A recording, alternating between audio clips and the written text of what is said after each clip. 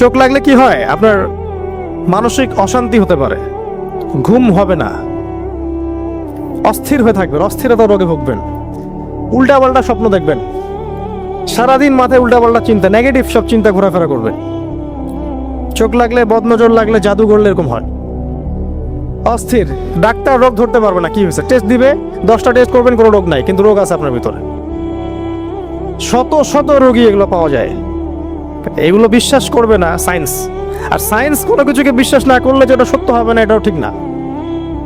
সায়েন্সকে বিশ্বাস করে, জিন আছে বিশ্বাস করে যারা, যে সায়েন্সে, আমি সায়েন্সে পড়েছি, ফিজিক্সে বা কেমিস্ট্রি বা বায়োলজিতে বা মেডিকেল সায়েন্স, কোনো জায়গায় জিন এর অস্তিত্ব বিশ্বাস করে?